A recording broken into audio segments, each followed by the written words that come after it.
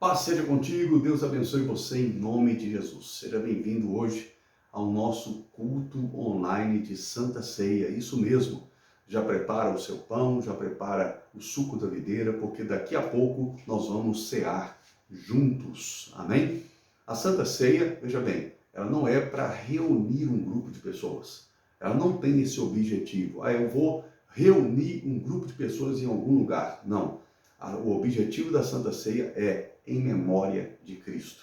Nós nos reunimos e ceamos em memória de Cristo, em memória daquilo que o Senhor Jesus Cristo fez por nós na cruz do Calvário, no qual ele morreu e derramou seu sangue ali, pagando o preço pelos nossos pecados. Então, nós lembramos disso que Jesus fez. Amém?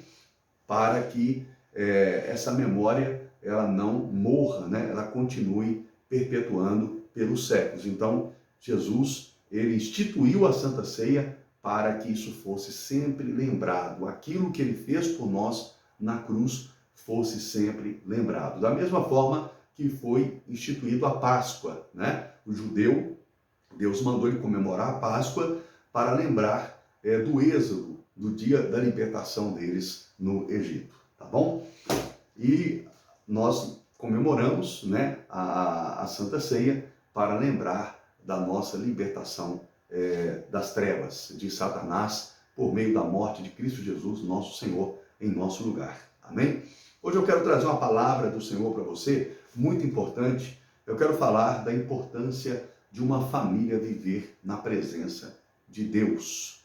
E como fazer isso? Como que essa família deve agir para que ela possa viver na presença do Senhor? E para isso vamos para o livro de Gênesis, o livro de Bereshit, né? Em hebraico significa Bereshit, que significa Gênesis, o princípio. Não tem como entendermos o meio e o fim se não entendermos o princípio das coisas.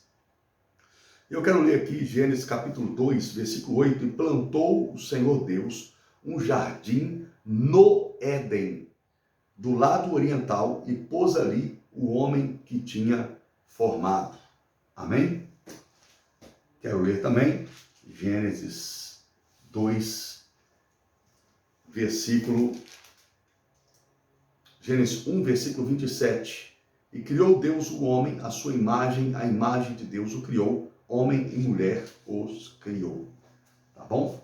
Queridos, a palavra do Senhor está dizendo aqui que Deus cria o homem. Amém? Mas se você observar em Gênesis 1, Deus cria primeiro a alma do ser humano, a alma do homem, a alma da mulher. Tá ok? E depois Deus forma o homem do pó da terra. Deus cria o homem e coloca ele para morar no jardim que Deus plantou no Éden. Eu quero que você preste atenção nisso.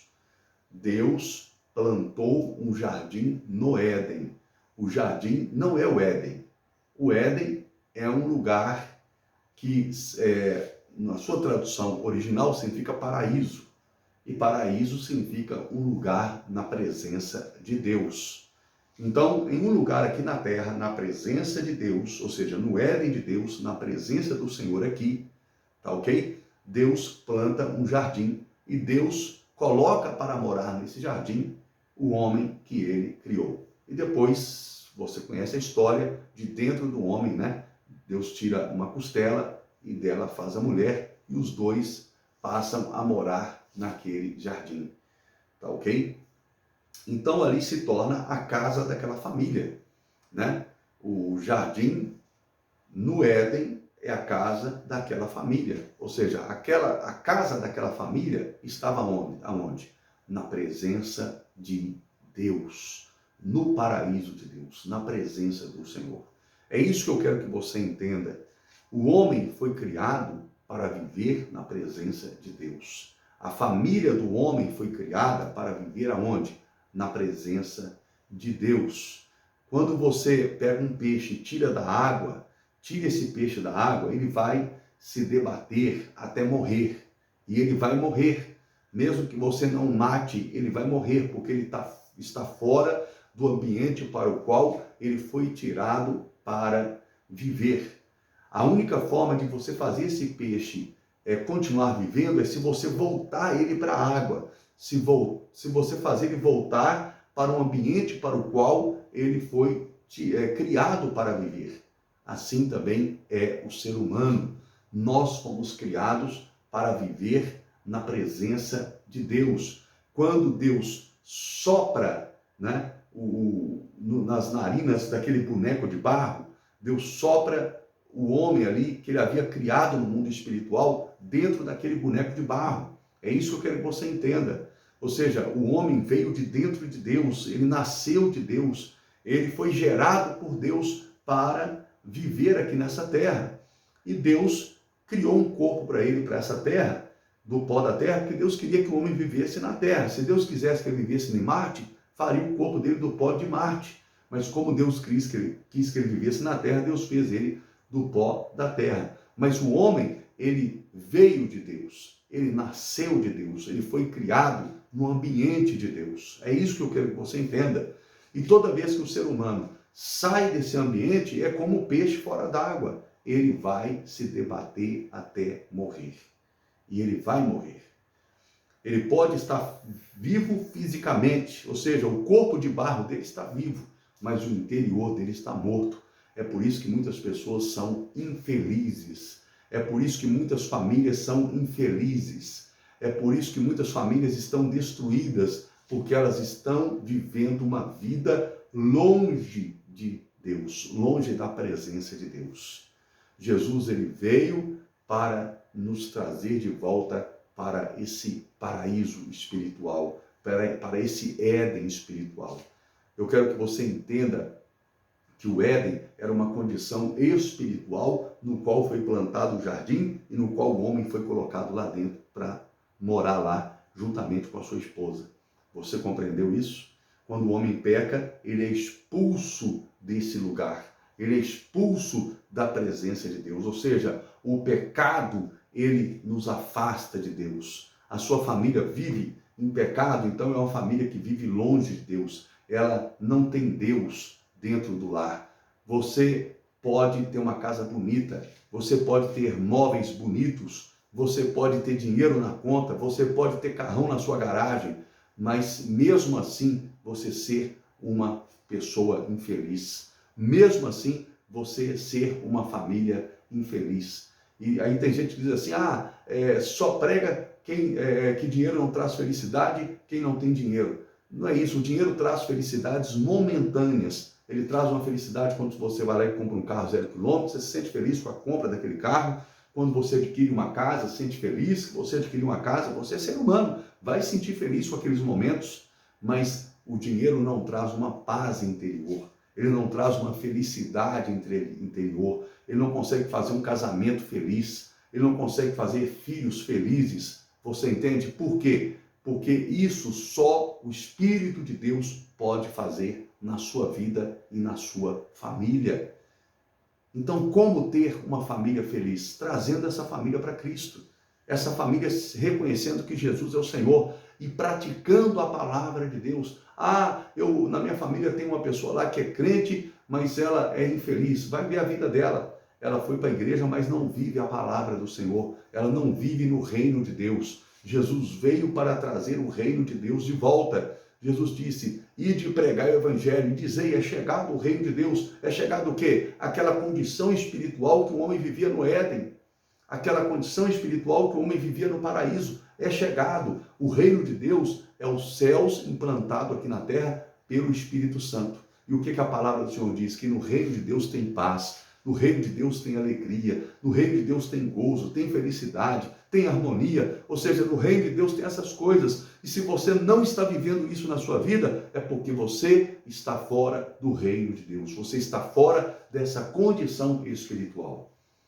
Quando Saulo estava indo para Damasco perseguir e matar cristãos, o Senhor Jesus aparece para ele no caminho, ele cai do cavalo e ele ouve a voz do Senhor Jesus falando com ele estava cego. A luz de Cristo cegou os olhos dele. E aí ele ouve uma voz falando com ele, Saulo, Saulo, por que tu me persegues?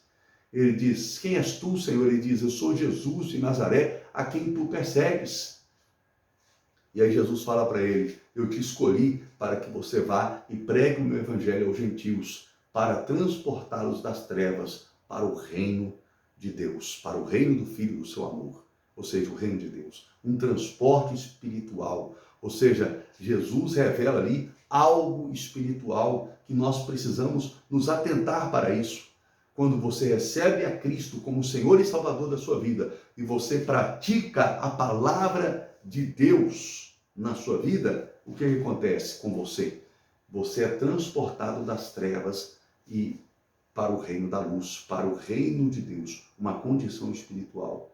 E aí não importa se você está numa mansão ou você está numa casa simples. Não importa se você tem um carrão ou se você tem um carro simples ou anda de ônibus. Você tem paz de espírito.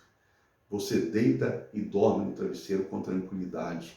Você acorda feliz. Você enfrenta os problemas da vida com ânimo. Você não tem desejo de suicídio, você não tem desejo de morte. Por quê? Porque você está vivo interiormente.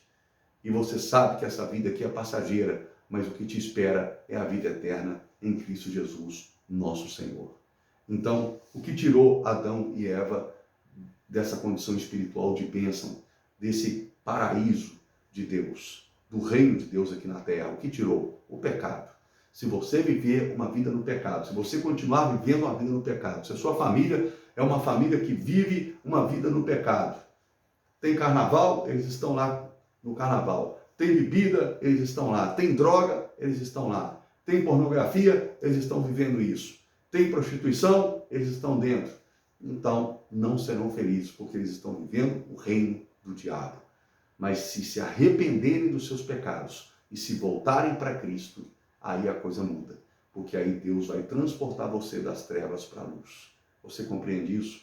Você precisa entender que o reino de Deus é uma condição espiritual. Que o Éden era uma condição espiritual onde Adão e Eva viviam enquanto obedeciam a Deus. E foram expulsos dessa condição espiritual, desse ambiente espiritual, quando desobedeceram a Deus, quando pecaram. Você entende? Mas Jesus Cristo morreu na cruz do Calvário com um objetivo: de trazer você para esse Éden, para esse lugar, aonde a presença de Deus está, em nome de Jesus. Amém? Então eu quero convidar você a, nesse momento, a se preparar comigo para a Santa Ceia do Senhor. A Santa Ceia, ela é a cerimônia mais sagrada do cristianismo. Isso mesmo, a cerimônia mais sagrada do cristianismo. E aonde você vai, em memória de Cristo, você vai lembrar daquilo que Cristo fez por você. E eu vou ler aqui 1 Coríntios, capítulo 11, versículo 23. Eu quero que você prepare o suco da videira, prepare o pão. Amém? O suco da videira representa o sangue de Jesus, o pão representa o corpo de Cristo. Eu quero que você prepare isso agora para você cear junto, onde você vai olhar para a sua vida, você vai fazer uma reflexão, você vai analisar a sua vida, ver aonde você errou, aonde você está pecando, e você vai pedir a Deus perdão em nome de Jesus e vai procurar ter uma vida de santidade com Deus. Se você mente, você vai parar de mentir. Se você rouba, você vai parar de roubar.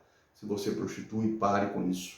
Não importa o que você está fazendo de pecado, pare com isso e procure uma vida de santidade. Amém? Lembre de uma coisa: o cristão não peca por planejar, ele peca por fraqueza, por descuido, caiu na cilada do diabo, vai lá e pecou, mas ele não vive uma vida de pecado. Quem vive uma vida de pecado procede do diabo, não procede de Cristo. Amém? Em nome de Jesus. Agora, você está vivendo uma vida com Cristo, na sua jornada com Cristo, você pode cair, você pode falhar. Por isso tem o sangue de Jesus que nos purifica de todo pecado. E aí você se lava no sangue de Jesus e continua, em nome de Jesus, em busca da vida eterna, da salvação, né, eterna, que é o mais importante. Amém? Quando eu falo em busca, né, você aceitou Jesus, você recebe a vida eterna, mas você precisa continuar vivendo para você não perder a sua coroa.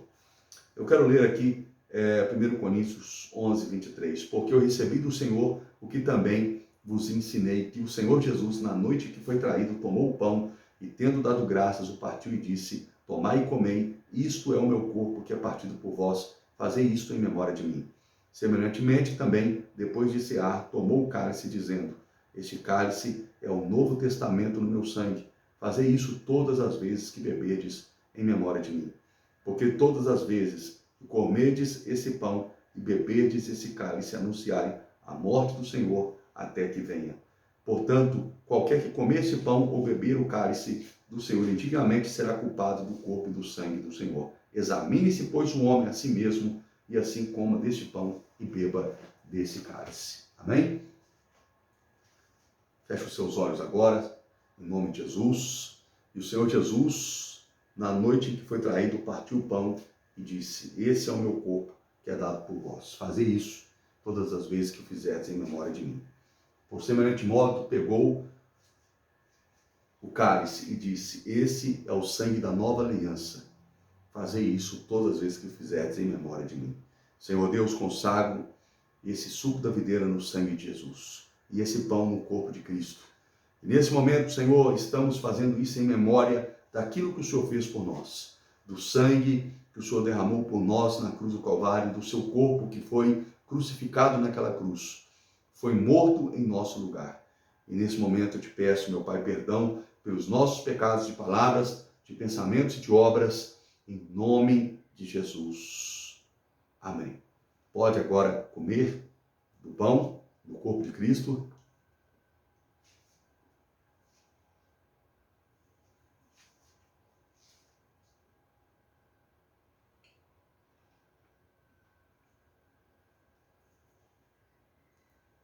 E pode também tomar o suco da videira.